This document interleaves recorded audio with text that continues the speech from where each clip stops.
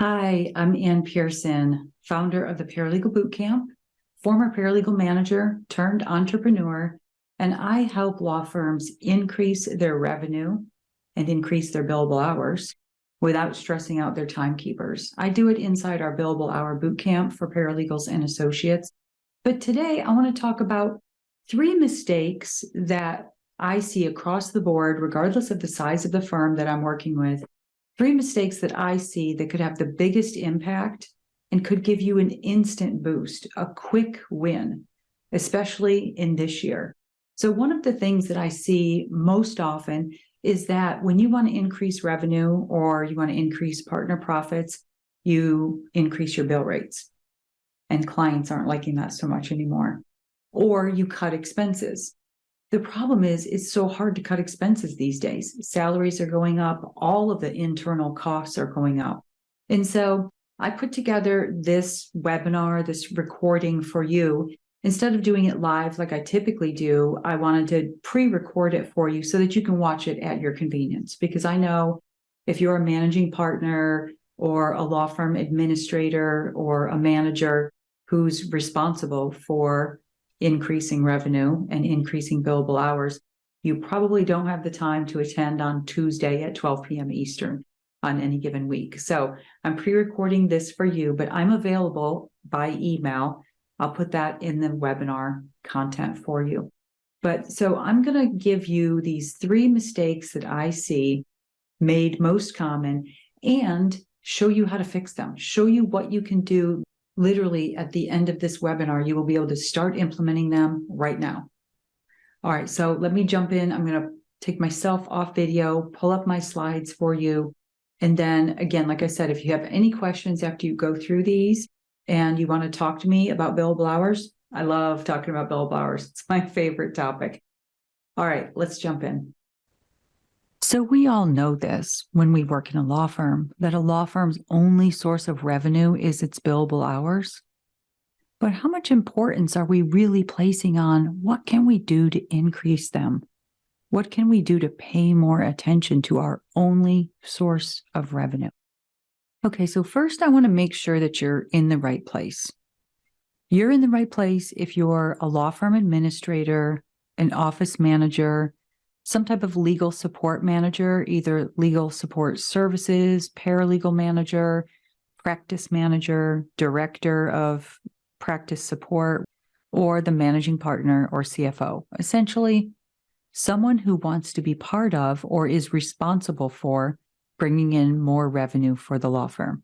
I'm going to have you leave this webinar with 3 key areas to focus on that you're going to see the biggest jump in revenue from your team, regardless of the size of your team. You might only have a team of 5 people.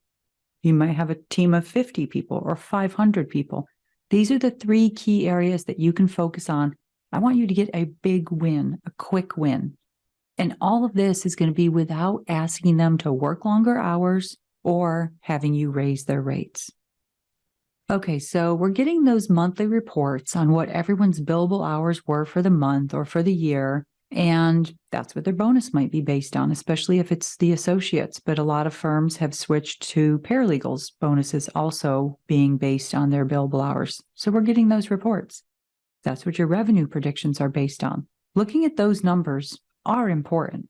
But the biggest mistake that I see is when you only focus on the billable hour number, that number itself, and not a different number.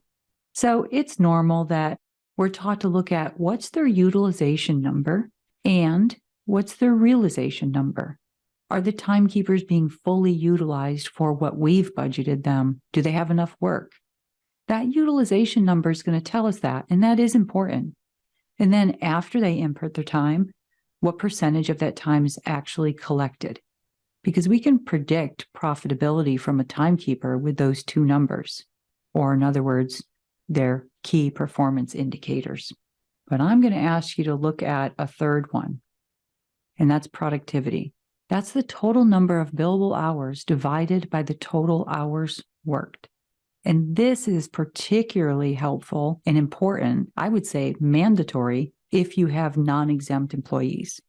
But it's also very helpful to know the productivity number of your associates because, yeah, you're not paying them overtime, but if you have associates burning out from working so many long hours, are they putting in 10 to 12-hour workdays because they're not actually billing enough hours throughout the normal workday?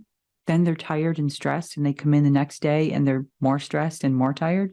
So it's also about a better work-life balance, but it's extremely important when you're talking about overtime. Let's take a look at this comparison chart. We've got 4 different employees who were billing hours this week.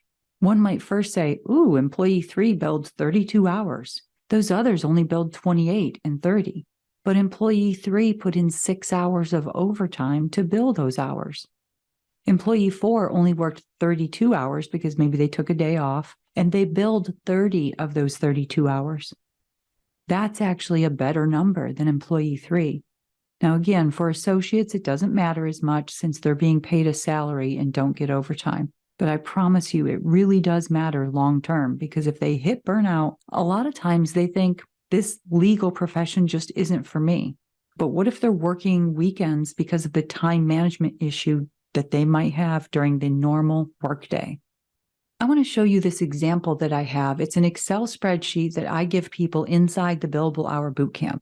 It's called their annual Billable Hour Calculator. It's a way for them to plan out their year and all kinds of other things. It calculates how many work hours are available in each month after it deducts holidays and time off. But here's what I show them.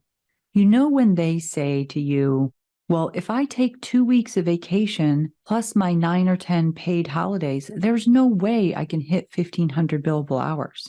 And what I show them inside the Billable Hour program is, yeah, you're right. If you're only working at 75% productivity when you're in the office, but look at this number here if they're working at 90% productivity. That's a difference of 300 hours and 25% or 15% productivity. It's not hard to increase your productivity by 15%, I promise you. The reason I give them this calculator that they can use for the rest of their career, essentially, they just change the dates from 2023 to 2024. But the reason I give it to them is not only to show them this, that it is very much possible, but also because I show them how if they're planning out their billable hours by their monthly goal, let's say 1,500 hours would be 125 a month. And if they only focus on that 125 a month, when they have a month here like March, where maybe they hit 138, working at 75% productivity, so they hit 138 and they're happy. They got over 125 hours. They're not looking at these other months where actually there's quite a bit of available work hour. So once they plan out or approximate their holidays and vacation days that they're planning, they can see, for example, in December, they're not going to be able to make up for 125 hours in the month of December because even working at 90% productivity, the most they can probably put in is 115 hours. And so it gets them motivated to bill higher in months like October, where they could be putting in 140 hours that month. Again, it's planning out their year, and it's a really good tool for them to use. Everyone loves it inside the course. All right, so what do you want to do to increase it? How can you increase that productivity number? Well, I go through 6 steps inside the course, but I'm going to give you the one that I talk to them about that is or has the biggest impact. And that is to have them track their numbers.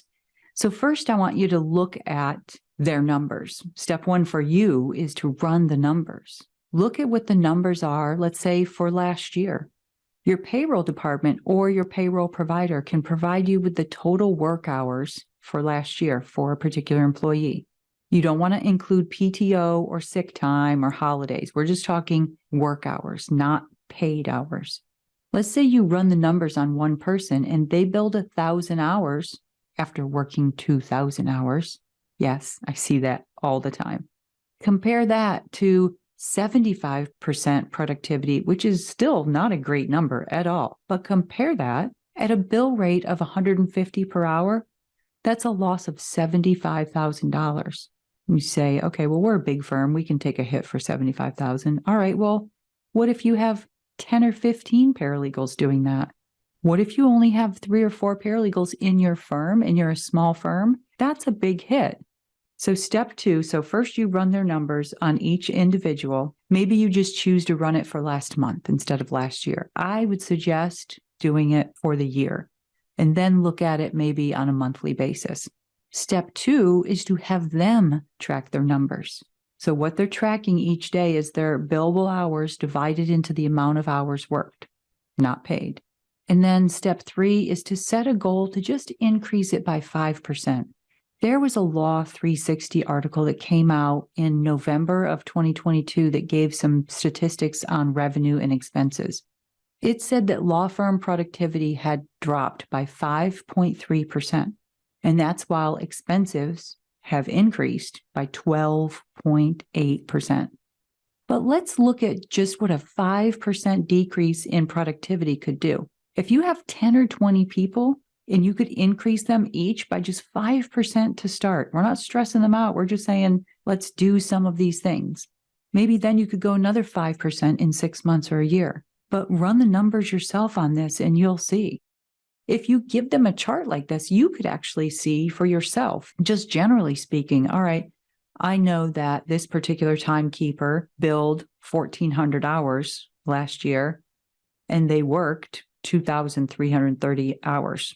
Well, that's about 60% productivity. So this chart is really simple. You could print this out. I'll go ahead and put it in an email at some point, or you can just email me and I'll get it out to you right away. But have them run their numbers and then have them set a goal to increase that number by 5%. Unless they're already at 90% productivity. That's a good number to be at. All right, mistake number 2. A new case comes in and you assign your best associate and your best paralegal to it. You've worked with them on other cases and they did a great job. I get it. You need the work done. Your deadlines are dictated by court rules, or if you're in another practice area outside litigation, maybe they're dictated by closing deadlines or government regulations. You just need the work done and done right. The problem is this new case has a restricted bill rate for associates and paralegals, and those 2 that you just assigned to it have the highest bill rate for their groups. Let me tell you about a story when I was in paralegal management. I was a paralegal manager at an AmLaw 100 firm. And when I initially started that position, I was told your main focus needs to be to increase the profitability of these paralegals. In this one office, they were on average, when they looked at the general profitability number, they were negative $500,000. I first looked at the products liability team, and they happened to represent clients, mostly national car manufacturing companies, who restricted the bill rates of their paralegals and associates. And so you were only allowed to bill $65 an hour for paralegals. And it was like $125 or $150 for associates. Now, this is back in 2004. The first thing I do is I look at how much we're paying the paralegals on that team. They had all senior paralegals on that team being paid anywhere between $55,000 and $75,000 a year. And so I convinced those partners, kicking and screaming, to let me hire new litigation paralegals directly out of school who had a much lower salary but needed to be trained. And I trained them. Every week I met with them, gave them on-the-job training. Within a couple of years, those partners were calling those junior paralegals rock star paralegals, and they were. And what I did is I had one paralegal, the senior paralegal who had the institutional knowledge. I kept her on the cases as kind of the lead paralegal, and the junior paralegals would do essentially all of the grunt work. And so it lessened the amount of time that the senior paralegal was doing it. Obviously, the associate was working on the case. They had a standard bill rate of $275 an hour. So take a look at this. Now, you might say to yourself, well, the client has to get serviced. We have to work on the cases. You do. But if you put the wrong people on the case, this is what you could be looking at. So yeah, we had more timekeepers technically on it, but the paralegals, the 3 paralegals that were on there that were making this kind of money, their standard bill rate was $125 to $135 an hour. And so when you looked at a typical year, this is what it looked like. You might say, well, at the actual revenue, it's still $857,000 of revenue. I would argue that it's a $982,000 loss in revenue.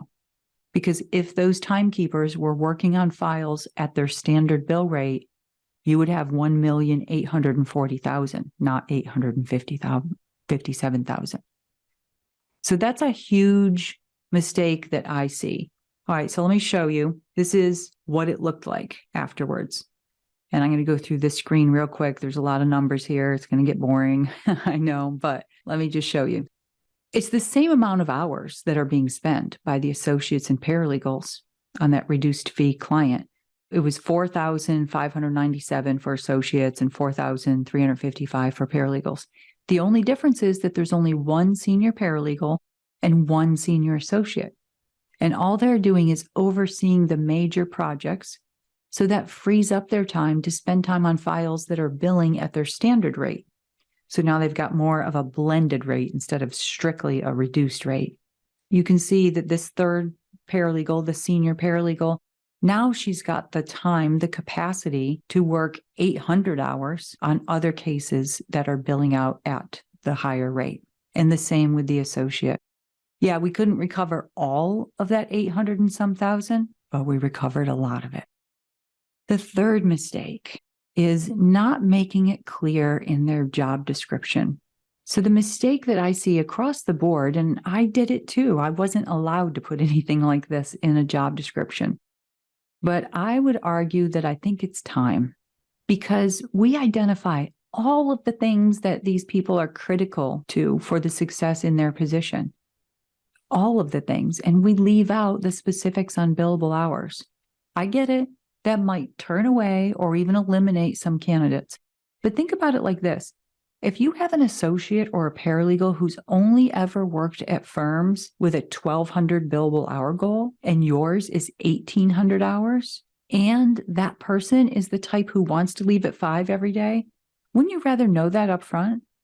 It could save you hundreds of thousands of dollars in turnover costs. I mean, that could be mistake number 4, but this could prevent some of what that turnover would cost you. And I know almost every firm out there is doing it. I did it as a paralegal manager. The problem is then, if it's a staff member, particularly, say a paralegal or a litigation support person, they look at billable hours as an afterthought.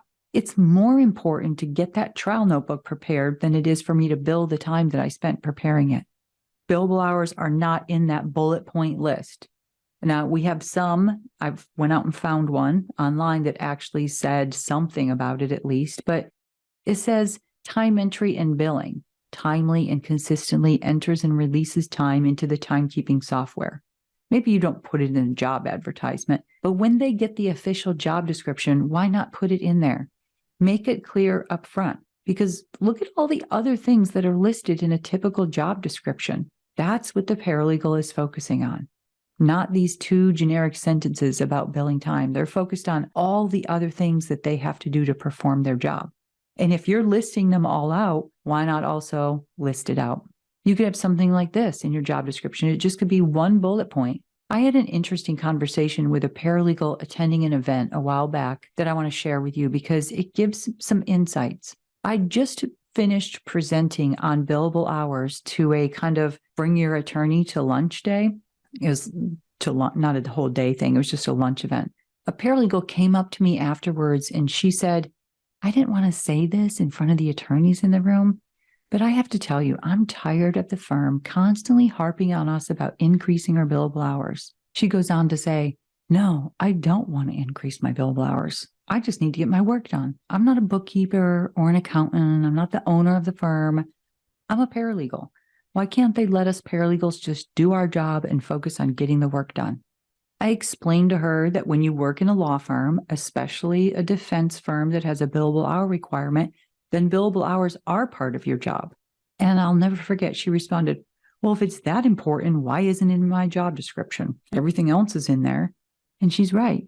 We put specific things in there like draft correspondence, assist with discovery, draft pleadings, e-file with the courts. It's all in there, but there's nothing in there that says, I have to bill 1,500 hours every year. So why not just be transparent and be clear with them? Transparency and clarity will get you so far with everybody, especially if you're talking about the firm's only source of revenue. But you also have to be realistic when you're deciding on your policy, because this is not what my goal is, to have your people looking like this. If they do, they won't stick around for long. And my goodness, I mean, we haven't even touched on what some of the turnover costs could be. But if you're transparent and clear from the start, you shouldn't have this. But let's say you've never really had any formal billable hour policy, and it's never been in the job description. And I work with firms all the time that bring them into the billable hour boot camp for this reason, because it's all been kind of lackadaisical, and you bill as much as you can and when you can, and nobody ever said how much. And they're all of a sudden going to start saying, okay, you should be billing, let's start with 1,200 this year, 1,500 next year, whatever it is. So they're implementing some type of policy. You just can't go from that type of non-policy to, okay, here's our policy. You have to bill 1,800 hours a year. Paralegals and associates, you have to bill 2,500 hours a year. So be realistic starting out and give them the tools to help support them reach those goals. Let's jump back to that billable hour planning tool and use this as an example. If you have someone like this who works a typical 8-hour day, has around 10 holidays, and takes 2 weeks of vacation, and you've never really enforced a billable hour goal, you don't want to jump in and say, all right, you must get 1,800 billable hours per year. And oh yeah, you're not allowed to work any overtime. Because as you can see here, the most billable time they could put in without overtime would be 1,728 hours.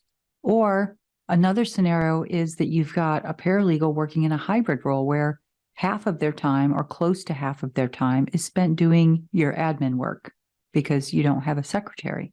So you want to be able to increase billable hours and boost revenue. You've got 2 options. Well, I guess there's also a third option. You could try to piece together tips from YouTube and Google and Facebook groups or whatever. But really, option 1 is just keep telling them to bill more hours and see how it goes. Maybe even do some enforcement techniques, reprimands, whatever that might look like. That doesn't work so well now. It used to back when I first started in the early 90s. Or option 2 is give them a proven roadmap. Give them the tools to be able to increase their billable hours. Here's my roadmap. The billable hour bootcamp will increase billable hours and boost revenue for your law firm without piling extra work on your timekeepers, scrambling for new clients, or increasing your bill rates. It's an online course or live training program. I do live webinars with some firms that are private webinars, but it's also available as an online course. And I walk your people through their mindset, behaviors, and skills. So first, addressing utilization, that's going to give them an increase in billable hours, show them how to recover their ghosted hours. In other words, work that they're already doing, but that's not making it into the timekeeping system. And there's a bunch of techniques that they're probably doing and not even know that they're doing it. I give them that annual billable hour planning tool so that they can have a written plan on how they're going to hit their numbers. And then show them how to increase their productivity while they're in the office, which is going to result in less overtime for your non-exempt timekeepers like your paralegals, legal assistants, and lit support people. When they're getting more work done in their normal workday, they're going to be less stressed, which will reduce some of your turnover. And then finally, there's going to be an increase in realization rates because I show them how to draft better time entries that's going to reduce their write-offs and make the billing partners happier because they're spending less time revising those time entries. By the way, in the middle of this Venn diagram, I just want to make a note that the happy HR is not happy hour. That happy HR is human resources. So happy human resources, happy HR, happy partners, and happy timekeepers, because they're going to be less stressed. And that's what I do inside the billable hour bootcamp. Increase billable hours and boost revenue for your law firm without piling extra work on your timekeepers. So we have dozens of testimonials like this one, and this one from Shelley. I put part of it in bold because the question I get often is, well, you're the founder of the Paralegal Boot Camp. And so is this a billable hour boot camp just for paralegals? And no, it's not. It used to be years ago, but I started getting so many requests from law firms and managing partners asking if I could make one for their associates. And so I revamped it recently, and now we call it the Billable Hour Boot Camp. And it's for any timekeeper in the firm. And that includes even junior partners. The only reason I use paralegals and associates and don't say attorneys or partners is because a lot of the things that I go through inside the Billable Hour Bootcamp are about things that can increase the credibility and trust from the billing partner to get more billable work if that's an issue, if they're short on hours because of lack of maybe attention to detail or things like that. And in drafting the time entries, they're drafting the time entries so that the billing partner sees the value in the work that they do, so that the billing partner isn't writing it off. Now, I can tell you, I've had managing partners and billing partners attend the Billable Hour Bootcamp before, but typically it's where management is getting access to the program for their timekeepers. So you've got a few options if this is something that you think would benefit your firm. I do it as a live training in your office with the recording that you have for 12 months. So all your new hires can take it as part of their onboarding. So everybody's clear right from the start when they're hired. This is how we do billable hours at this firm. Or I do a series of 5 live webinars, either once a week, once every other week, once a month, and those are recorded and you have unlimited Q&A time. And those are live webinars with just your timekeepers attending, no one else. It's private for your firm. And then option 3 is to give them online access to the on-demand course. Again, access for 12 months, and your new hires get to join in as well. So the question you probably have is, how long is it? Where is it? Well, so we have several modules, and each one of them is about anywhere between 30 minutes and 60 minutes to get through. It's about 5 hours total. And with Q&A time, and if they want to attend live coaching calls, which I do for the on-demand course, I do that every other month. So regardless of the option that you choose, even if you do a live workshop in your office, your timekeepers can jump on those Q&A calls with me every other month. And I literally cover all basis of what could be going on with a particular timekeeper. Some of them may be ghosting their billable hours, and that's a way to recover a couple hundred hours a year. Some of them might not be as productive as we would want, and that might see an increase of 300 hours a year. Or maybe some of them aren't getting enough work and they need methods to be able to increase the work that they're doing. And some of them may need help drafting time entries. All right, well, what kind of results can I see, Anne? Let's look at what's more typical, I would say, average. And something that you could look at and say, all right, well, maybe we're not going to get 300 hours from each timekeeper. Or you could even look at this and say, well, those numbers are going to be way off. What if you cut it in half and said, okay, we're not going to get 20 extra hours from a timekeeper every month? I can tell you will, but cut that number in half and say, all right, well, we have 20 timekeepers at our firm, and we think she's full of crap and is only going to get us 10 hours extra per timekeeper. At a bill rate of $150 an hour, that's still $350,000. And that's only if you're putting paralegals through, right? If you've got associates who have $250 or $300 bill rates, which is typical, what I would see, that number could be in the millions, literally in the millions.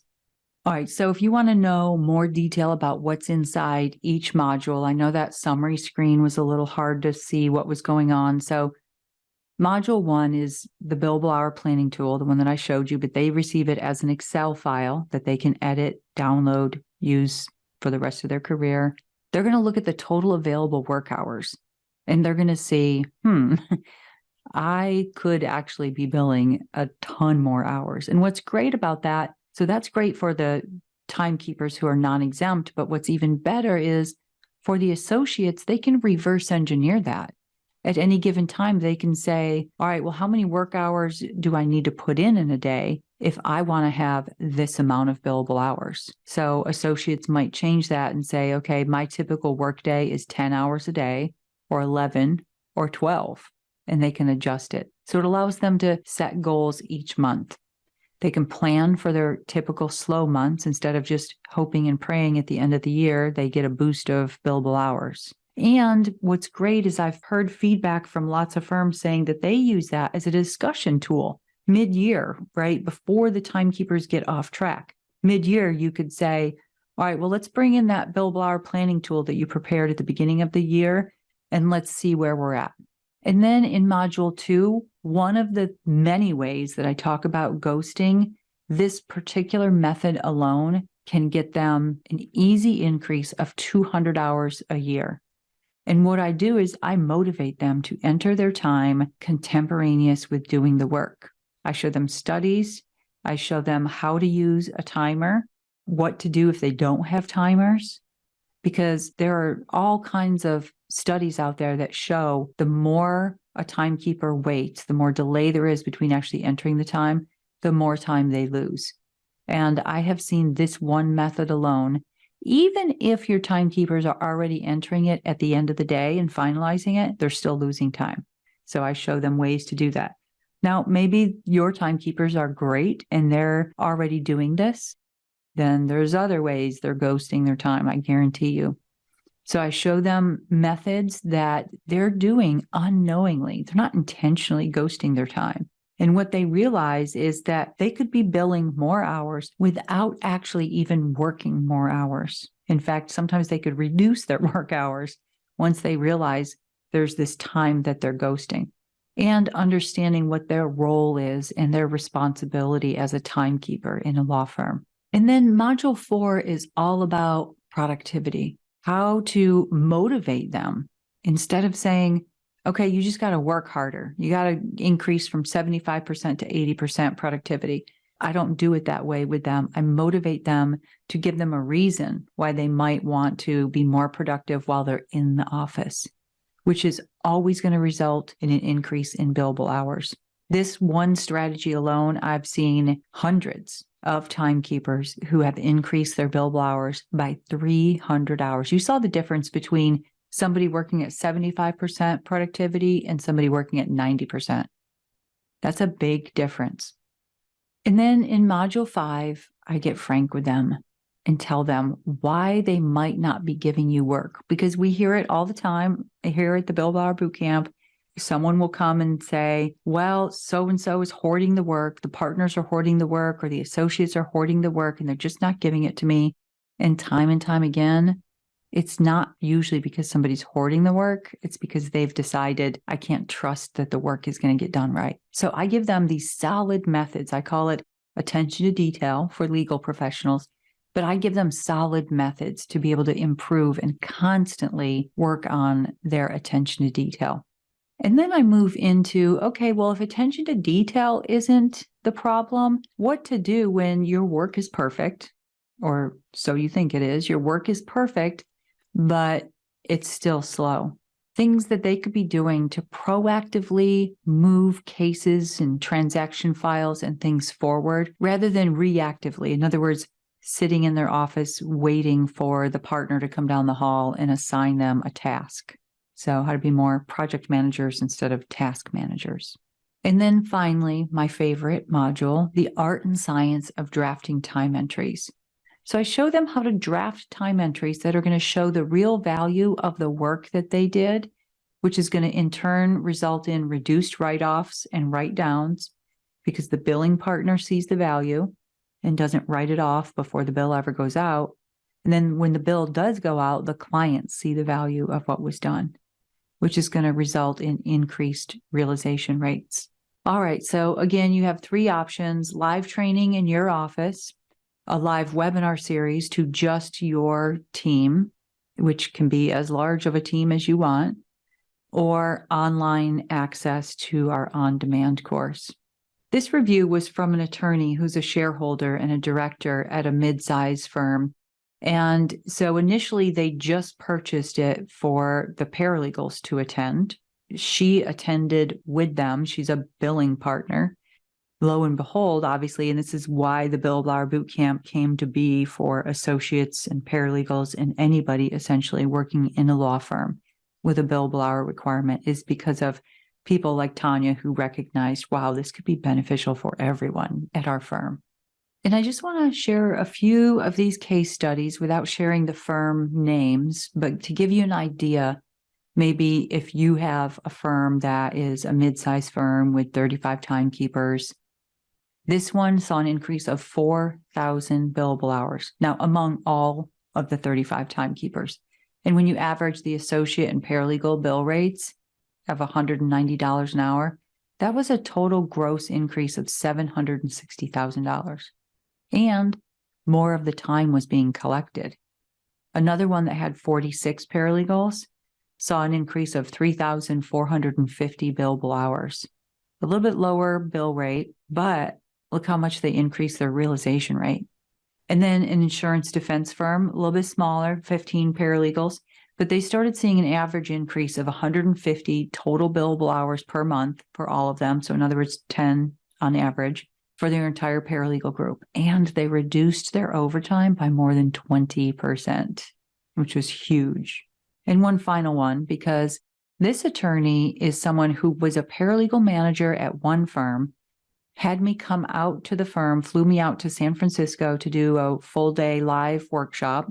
And then a few years later, she went to a different firm as the practice support leader in Oakland, California, and hired me again to come out to the firm and do the same thing for that firm.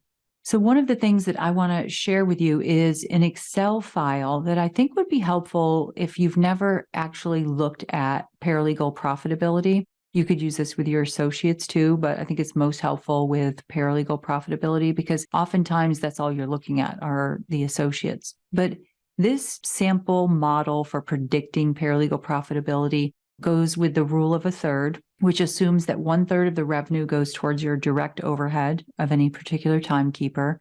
1/3 gets contributed towards the firm overhead, helping to pay some of your bills. And 1/3 is contributed towards the firm profitability. If you don't already have it, because it was available on our website for some time, but if you don't already have it and you want a copy of it to be able to download and plug in some of your own numbers for your paralegals or your associates, then you can get that just by going here. So this is what it looks like moving forward. You want to schedule a call with me. We don't have any way for you to sign up online because each firm is its own custom choice. You know, if you decide to have a live workshop in your office or a live webinar series, that takes a discussion. So you can schedule a call with me. Then we talk about the best delivery option for your team size and your budget. But regardless of the option that you choose, having been a paralegal manager myself, I know that when you take something on, like providing a training for your team, there's still work that you have to do. So I make sure that you don't have to do any of that. I draft the emails, give your team step-by-step instructions, send you the materials in advance of the live training sessions so that you can copy them and send them out and use them to make the announcement to your team. And then we give you reports on attendance. Obviously, at the live session, you would know, but we give you reports on who's attending the online version or who's looking at and viewing the recordings if we did a live webinar with you.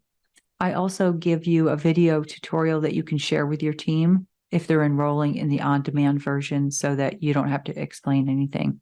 All right, so if it's something that you want to talk about further, please feel free to schedule a call with me by emailing support@paralegal-bootcamp.com and we'll get you on my calendar. I love talking about billable hours. Even if the Bill Blauer Bootcamp isn't something that's a good fit for your team, I love talking to other paralegal managers and managing partners across the country and getting insight. All right. So like I said, if you have any questions at all, you can email me personally or give me a call. But don't forget, those 3 quick wins, they could be wins that you start implementing today. Look at the productivity numbers. I tell you, those are the numbers that I see that have the biggest impact on billable hours for your people. And a better work-life balance too. Second, putting the right people on the right files, especially, the big red flag is, do you have clients who have restricted bill rates? If you do, you've got to put more junior people on those files. If the partner insists, or you insist, if you're the partner, on having someone senior on it, then okay, but don't have them doing all the day-to-day work. That was one of the biggest impacts, like I said, when I was a paralegal manager. And then third, put it in the job description. Make it clear to them right from the start. It is part of their job responsibility. When you work in a law firm as a timekeeper, a paralegal, associate, litigation support, whatever it is, as a timekeeper, part of your job responsibility, along with doing the work that's listed in there, is entering your time. And this is what we expect of you. We expect a minimum of X amount of billable hours per year. Those are the 3 quick wins that you can get a big boost in your revenue this year. All right, it's been my pleasure. Thanks for sticking around. Bye for now.